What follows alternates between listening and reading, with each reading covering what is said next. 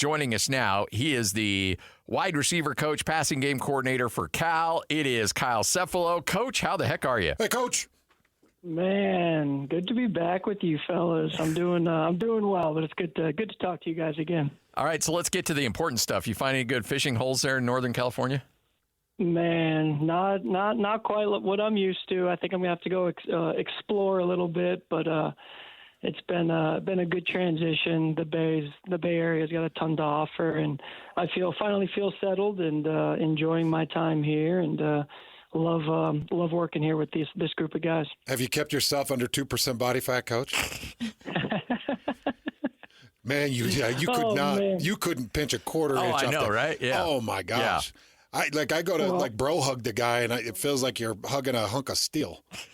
Well, yeah, I'm trying to got to keep up with these wideouts, man. Got to chase them around the field, and got to make sure I'm physically able to do so. So I try to take care of myself a little bit. Yeah, there's no doubt. You do. All right, so the reason I wanted to bring you on, first off, from selfish standpoint, Hans and I just wanted to say hi. But second of all, I want to take you back and kind of give me the background. I've heard the story a couple times, but how Jalen Royals found his way to Utah State and that crazy day in the middle of summer at a camp in which you guys essentially, without putting any pads on him, offered him a scholarship on the spot. Yeah, obviously it's a day I'll never forget. Utah State probably should never forget it, and obviously the Royals family same. We were having a summer camp, and as you guys know, usually our summer camps are mostly full of Utah kids and high school kids, and some kids we've been recruiting, and also just some young kids, that want to come and work out for us and let us coach them up. And I never forget, we're in the indoor, and kid walks up to me and introduces himself and gives me his, little player card that we filled out for him. And obviously I didn't know who he was. And Jalen Royals, from, coming out from Georgia. And I was like, you're from Georgia? You came out here for this camp? He's like, yes, sir. I was like, why did you do that? And he said that, we sent out, a mass email to some junior colleges and high schools about, having camps. And for whatever reason, Jalen and his dad, DeAndre, they got on a plane and they flew out to Salt Lake and they drove up to Logan. And he just kind of magically appeared for us. And honestly, the rest was history. The workout was incredible. He jogged a 4.28, 4.29 40, and then broad jumped 10 and a half plus, and then got to the drills and was smooth and the whole time I'm watching this kid and I'm trying to figure out what's wrong with him. Like why is this kid coming out all the way to Utah State for a workout? He should have a million offers already. So the whole staff knew about it. I told everyone. Bunch of guys timed his second 40 so everyone could see it. Then we got to the routes, and he ran every route smooth and caught the ball incredibly well. And after that, we got on the phone with his high school coach, his junior college coach, and we're like, just tell us about Jay. And it wasn't a week later where he was on campus and he was a Utah State Aggie. So I don't exaggerate that story one bit. It's not embellished. I had no idea he was going to be there. And literally within a 2-week time period, he was at summer workouts in the beginning of July. What an incredible athlete. You said he jogged out about a 4.28, 4.3, you said? Yeah, he did it, and he did it the first time, and I was the only one on the watch because we all had our different stations, and I was just like, wait a second. So I sent him back, and I was like, you have to run again, man. And I got Coach Tucker, Coach Anderson, Coach Paul Jackson. So we had about 4 or 5 watches on him, and no one had him above 4.3. And then and obviously, as we know now with Jalen, he's not just a fast guy. He can change direction. He can control his body, and obviously, catches the football as naturally as anyone I've ever been around. So no, that's a true story. It's a great story, and with today being the day that it is, it's honestly just something I'll never forget. So when you guys were building out game plans, did you just put him on goes? Like, how did you build out game plans to emphasize his talents?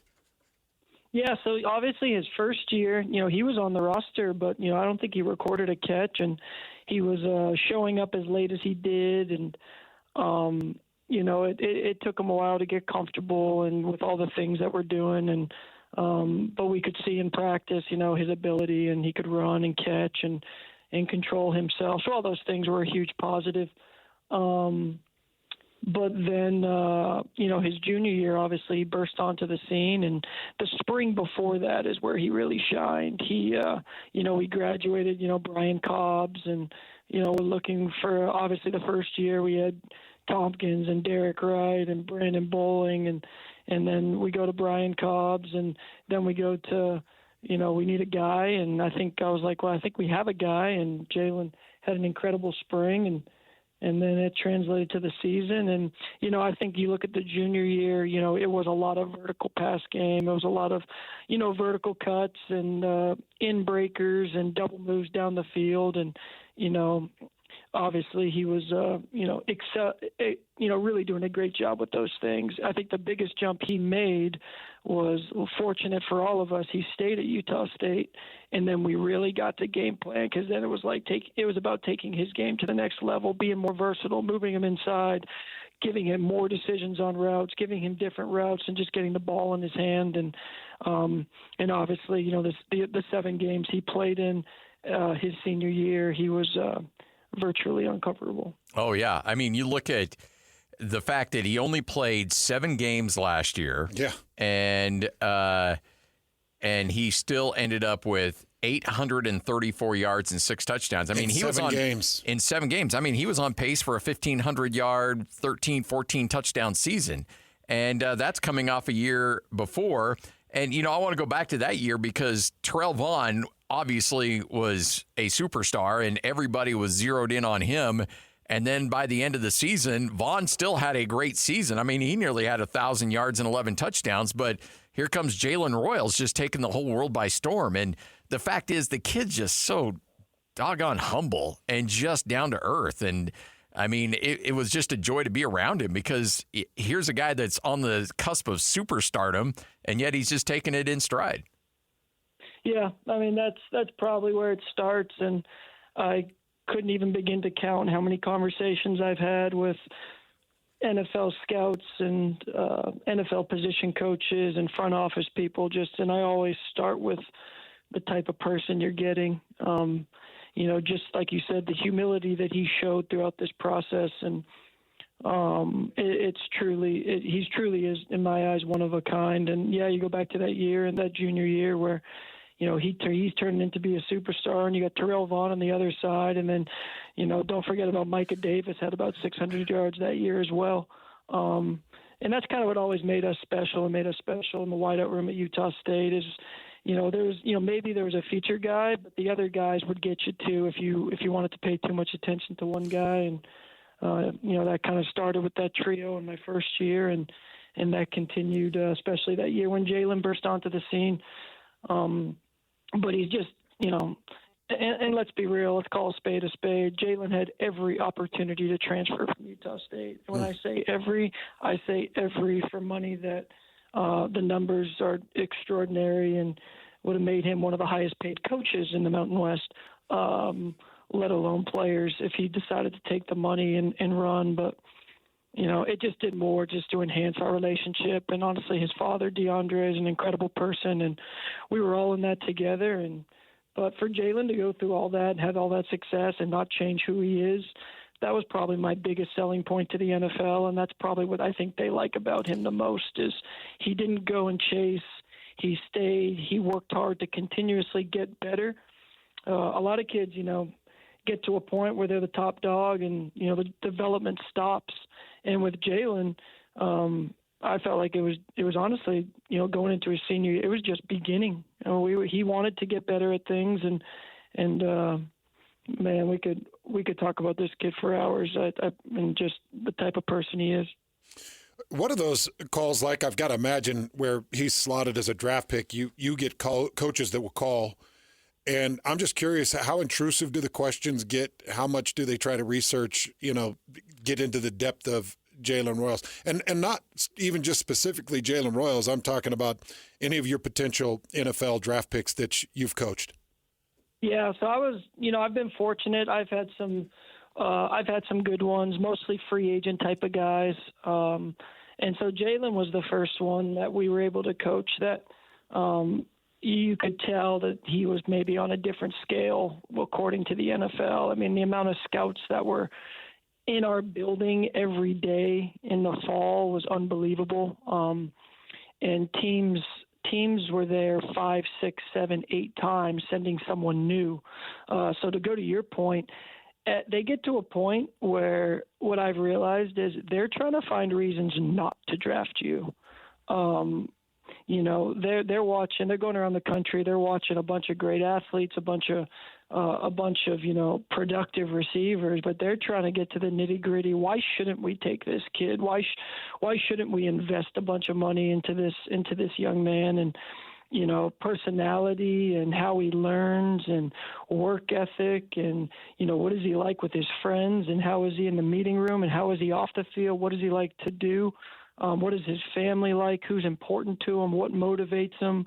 What does he need to work on? I mean, the list of, it's so thorough and it's so in depth. And this is all talking to me, and this has nothing to do with, the Senior Bowl process and all the interviews, the NFL scouting combine and all the interviews, conversations, phone calls. I mean, I've come to the point where they're trying to find a reason not to draft you. They want to make sure, because they have to go, the scouts and all these people, they have to go back to their boss and they're putting themselves on the line, with an honest evaluation, and they pass that up. So the process is incredible, and I would say with Jalen, it definitely opened my eyes to how just in depth and just how serious this deal is.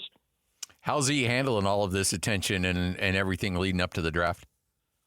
Oh, well, Jay, he's like, oh, it's good. Oh, it's fine, Coach. He's, like I said, he's done a good job, though. And we had conversations about that, because as you guys know, Jalen's, he's a quiet kid. He's reserved. And, the NFL's, they would ask me does he have a tough time fitting in? Does he have a tough time making friends? I was like, absolutely not. Everybody loves Jalen, and Jalen doesn't have a problem with anybody. You could drop him into a locker room and, in Atlanta, where he's from, to Logan, Utah. You can't get any different than that. And he's going to find a way to fit in. And but he's done a great job. And I've had multiple scouts, and NFL personnel, commend him on how well he communicates and how well he talks and, getting him up on the board and drawing up plays and talking them through, plays that we did at Utah State and where was his alignment, what was his assignment, what was the defense doing, and, things that I was, able to help prepare him for. But, the feedback has been very strong, and that's why he's still got great buzz, to this day leading up to draft day. How does it feel to be in the ACC, Coach? Excited for this schedule? Yeah, it's fun, man. It's exciting, and first spring, new staff. We're obviously the first spring anywhere. It's you're trying to feel each other out. You got players coming and going. You're trying to teach a lot and learn a lot about each other, and learning new schemes and new systems, and making sure as a coach that you're prepared. And making sure that I'm in a position where I can, take what we're doing and what we've come up with and make sure that I can teach that at a high level and the kids want to learn. So, no, it's been, like I said, it's been great. And most importantly, working in this building, for Justin Wilcox it's incredible. He's an incredible person. He's an incredible football coach. And just the environment in our building is, it's awesome, and that put me in the ACC, put me in the Mountain West. As long as the people in the organization are all aligned and everyone's on the same page, that's the most important thing, and that'll always be the most important thing to me. Obviously we're down here in Salt Lake City. So while I have you and Utah fans are listening, what kind of player are they getting out of Otto Tia? And you played New Mexico a couple times. I know that you are focused on defense, not necessarily on the offensive side of your opponents, but what are your thoughts on Devin Dampier and what he could do at Utah with Otto Tia? Yeah, absolutely. Otto, I was fortunate enough to coach Otto for pretty much 4 years, and that doesn't really happen in college football very much. That's a rare thing. So I got to watch Otto really, really grow. Always a great athlete, big, strong, fast, but just the development he put into, becoming a complete wide receiver and building his confidence and his technique and his route running and things like that. So, and I think that showed. Otto just got better every game, and I think the last game of the year against Colorado State, he had 3 touchdown catches. So to watch a kid, grow and to watch a kid grind, and Otto's been through a lot off the field, and me and Otto went through a lot together, and he at times he didn't know where he fit, and obviously we've had loaded wide receiver rooms at Utah State, and he wanted to compete more, and do I leave? Do I stay? I was like, man, I don't want you to go anywhere. I want you to be happy here, but I want you to keep working on what you're working on. And so much credit to that kid for sticking it out, staying with us, developing, even getting frustrated at times, but not letting that affect him. And just really proud of him, watching him grow from a freshman to, to honestly an experienced and confident leader of the football team. So Utah fans should be very excited about that. I'm a big fan of his. I always will be, and always. Now I just get to be a friend of his and a fan of his, and I'll always be that. And then, unfortunately, I got to see exactly what Dampier's capable of. Unfortunately, I had to see that from the press box in a game that I was coaching in. He's electric. He's dynamic. He's a good football player. He's tough. That's the one thing too is I think, you see him out there running around making plays, and I think the credit to that kid is he played in every football game, and that wasn't for a lack of getting hit and constantly being out there. So that's a tough kid right there. To survive, the way he plays the game at that dynamic level. So Utah fans should be super excited about what they have. I know they are already. But no, that's a special kid there for sure. Coach, last thing from me. Are you guys feeling oppressed to get to 105 in the ACC? Yeah, I think I'll speak for probably a lot of coaches is, the rules. When the rules change, we have to obviously adapt with them. And what might seem insignificant to some is very significant to those in the building. And we're trying to just navigate the new college football. And, you can sit back and you can, complain about it and you can be upset, and rightfully so if you're upset about this and that. But at the same time, everyone's dealing with it. Everyone's going through it. And it's just all about navigating the new game and the new roster management and things like that. So constant communication, constant updates. That's just the big thing is if you communicate it and at least you have a plan and everyone's aligned, then you just try to go execute that the best you can. But, it's new, and new can be uncomfortable. But like I said, man, we're all dealing with it. Every university out there is trying to navigate the new. But you know what? You just got to kind of figure it out, and you learn a lot along the way. As rules change, you learn new things, and how to just keep getting better moving forward. So constant navigating, man. But it is what it is, and we just keep trucking. Coach, can't thank you enough for doing this, hopping on short notice. We appreciate it. Enjoy the rest of your summer, and can't wait for fall to get here and talk a little bit more football with you. Thanks so much. Absolutely. Miss you guys. Appreciate you guys as always. And thank you for reaching out. Congratulations on all your success, Coach. Absolutely. Go get them. Thank you, guys. Thank you. I appreciate it.